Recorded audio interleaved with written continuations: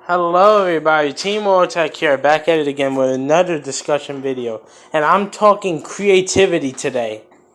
And I'm taking a look at the complete source of lack of creativity in the game right now. And if not the only one, definitely one of the top 5 worst decks for encouraging creativity. And as Team King of Games has proven, this deck has been proven to be able to have creative variants, like my BES Zodiac deck, Cosmo Artifact Zodiacs as well, Herald Zodiacs are probably the only 3 fucking variants I even like in the deck.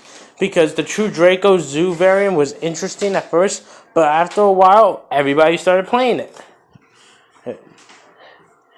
And it just got fucking boring after a while, seeing the same repetitive shit being played over and over and over again in the competitive scene.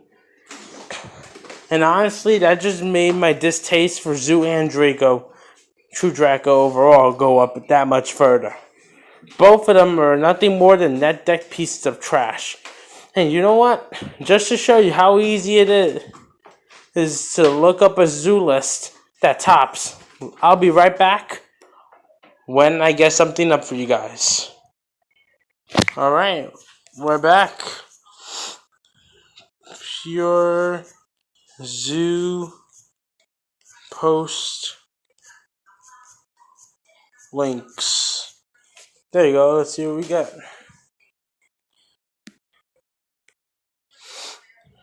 Alright. You see how easy it is to look up deck profiles? And then you just click on whatever and you copy whatever is in the video? Yeah, anybody can do that. Anybody can go, click on the video, watch their deck profile, just skip through the card choices, and put their entire deck list on. Put their entire deck list or down on, like, say, Yugioh Pro in order to just play the deck online just because it's fucking meta. Or they're gonna be putting in the names of these cards into fucking eBay or Amazon or freaking a TCG player for all we fucking know, and just buying the cards all at the same time. And I'm sorry, dude, there's a better way to play Yu-Gi-Oh! Than just looking up online and net decking top builds, as Team King of Games has proven, and not just 3 Stacks himself. All the other people featured on the team, both of the Erics, have proven Zoo to be a splashable, generic, creative engine. But you have to be willing to go out there and do that. And I believe Glasgow Yugioh basically summed up a Zoo player's personality perfectly. Real quick, as of Before we go on with this video, just remember that the guy's channel name is Farfa now. Look him up. He posts really good quality content. I mean, even though he calls his content shit, it's actually some of the best fucking content I've seen. I have the majority of YouTubers on this goddamn fucking YouTube. Out of all the goddamn YouTubers out there, he's definitely one of the better ones. I'm not gonna deny that. So check him out. at this moment, I am at 0 wins and 0 losses. So technically, I'm XO. Lockdown. Give me a good list. Hey, Duncan, can you send me a zoo list, please? Thank you. Got 2 ramp here. I guess that's kind of normal. 3 whiptail. 3 ram. That's a bit much. 1 blade. Okay, it's pretty weird. Ghost Reaper. In the main. Right. Let's hope I don't play any Dracos. 4 Kaijus and Slumber. What's this? Deck. Lockdown. 3 Needle Ceiling. Mirror Force. Deflector in the main. Triple combo. Okay. Macro. There you go, guys. This is exactly what a Zoo player does for a living. Well, the majority of them anyways. Remember that guy that fucked up at YCS? That could have won with Utopia that could have won with the other Utopia rank 4 monster. The one that you could detach 2 materials and your life points go down to 10, but then all your opponent's special summon monsters get banished without targeting or destroying or anything like that. He could have won that game. But because he fucked up on the combo, because he admitted that he literally net decked the build from the ABC deck from online without really learning about much of the deck in the first place, he was forced to take that L and thus went to second when he could have easily been first place. The first place player must feel like shit right now knowing that he could have lost if it wasn't for that one misplay. What a shame. And this is what our metagame has went down to over the years. When the game first started, and even around like the GX and Synchro era, creativity was heavily encouraged amongst the community. But as time grew over a period of time, creativity became much less of a thing in Yu-Gi-Oh! And honestly, at just some point, I say once we hit the wind-up days, just became a thing of the past. I mean, some random decks like Dino Rabbit and Hat popped up. Hat being one of my favorite decks of all time. If you guys saw my top 10 favorite video, or decks video of all time. But yeah, random decks like Dino Rabbit and Hat popped up. Once they topped, everybody started playing it.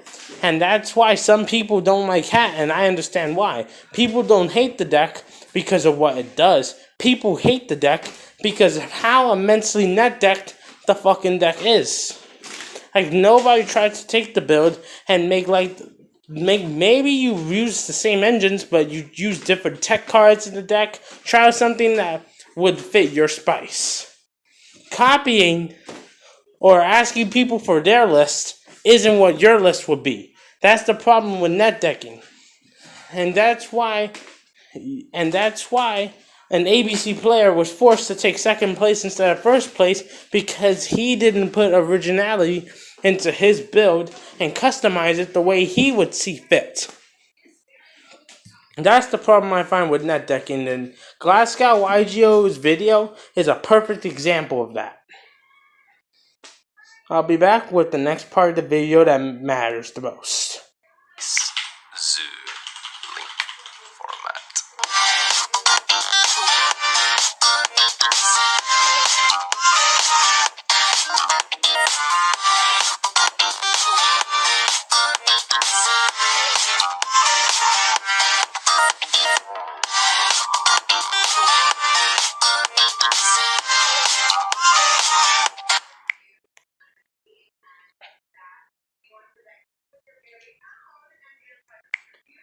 There you go, guys. That's deck building right there.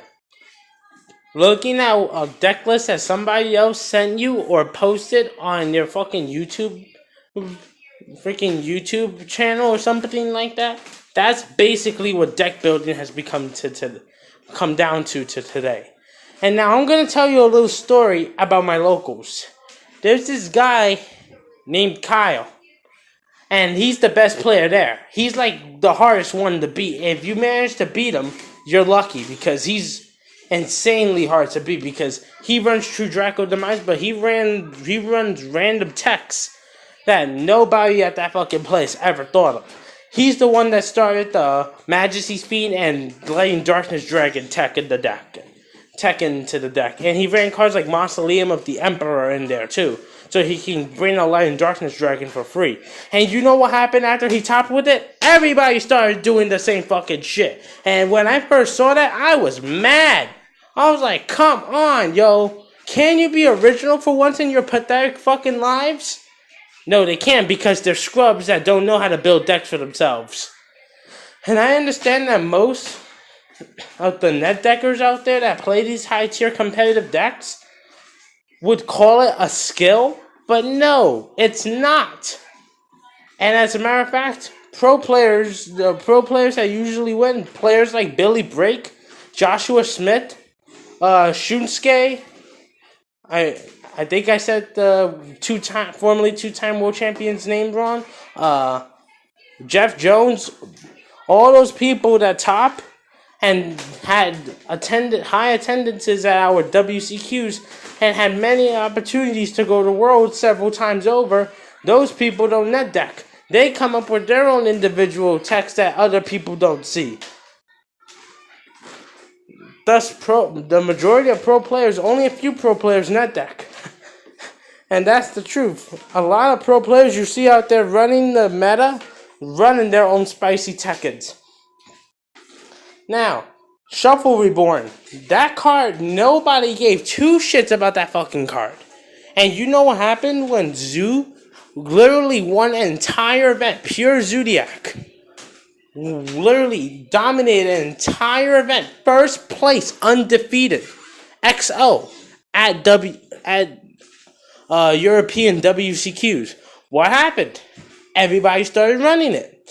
Everybody ran Shuffle Reborn in their decks from that day on. And take a look at Glasgow's fucking mock-up meme list of a shitty Zoo deck. Like, even he has Shuffle Reborn in there.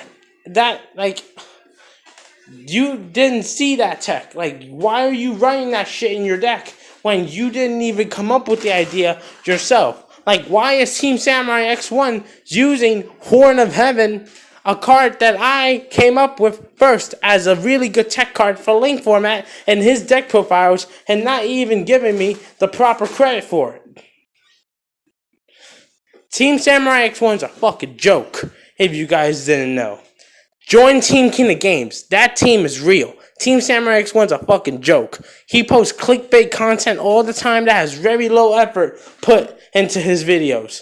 The only thing that I could compliment him on is how high quality the video recording process is. That's the only compliment I'll ever give to Team Samurai X1's channel. Something that not every YouTuber can do. Put really high quality into the content. Aside from that, he is absolute and utter trash.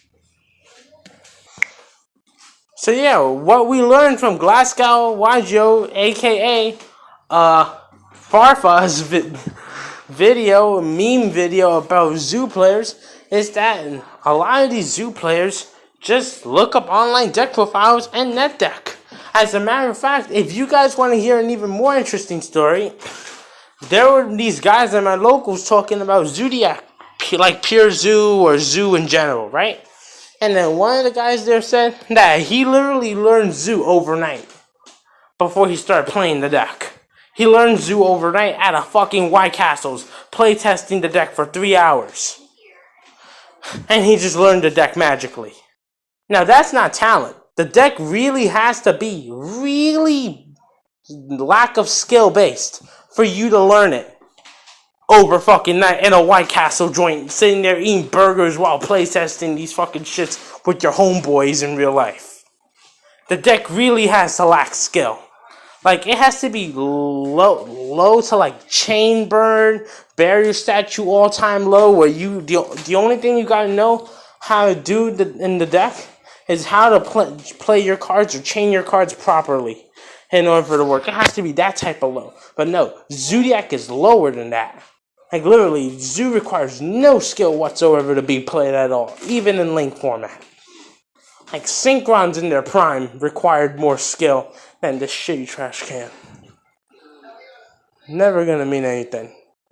Freaking stupid, worthless trash can excuse of a deck. It's terrible. Boo. Boo. Stupid deck. And yeah, it's actually a true story. I actually confirmed it with the guy. And he showed proof to me that he learned the deck over like 3-4 hours time playtesting at White Castles and then Burger King when they fucking threw him out of White Castles because he was there for a few hours already. And they were like, "Are you gonna order something else, man? Then you gotta leave." And then he went to a Burger King, brought himself something small, and then he went with his homeboys and playtested the deck there, and he learned Zoo overnight. Like, there should not be a deck in Yu-Gi-Oh! History that you can learn in 3 hours. No, there shouldn't be a deck like that.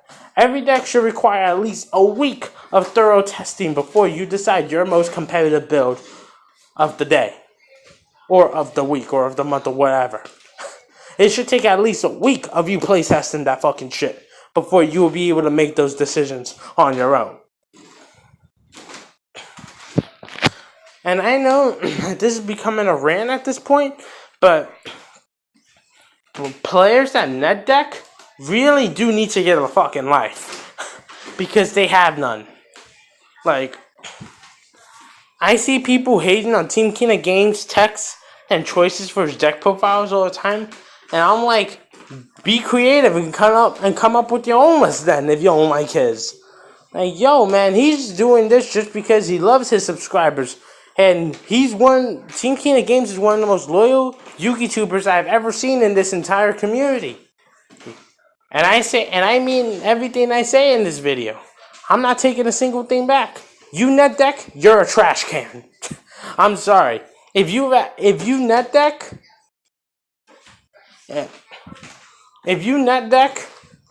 I mean, like, certain things, like simple standard ratios you can't avoid and things like that. But if you're literally copying people's deck lists and not putting your own perspective into it first before seeing what everybody else has to offer in the pool table, then you're a trash can. And you deserve to be trashed. Along with Irene, a fairy tale. You deserve to be in the trash can with her. Going to hell. And that's why I think about the majority of competitive players that play the same bandwagon decks. Like, I'm tired of seeing True Draco demise at my locals. I really am. I'm tired of seeing dinosaurs. I'm tired of seeing Zodiacs. I'm tired of seeing all of it. It's gotta go. Dinos, I wouldn't mind as much if the fucking Fossil Dig will go to 1. And I still feel Fossil Dig deserves to go to 1. Yeah. Like, why should we have Rhoda at 1 when we have Fossil Dig at 3? Which is technically a better Rhoda searcher. Since you can search up to level 6.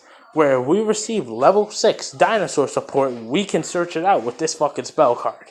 Which we have in the 3s.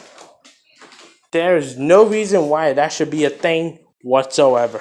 If us Tower 9 players have to stick it out with 1 Rhoda, then Dino should have to stick it out with 1 Fossil Dig.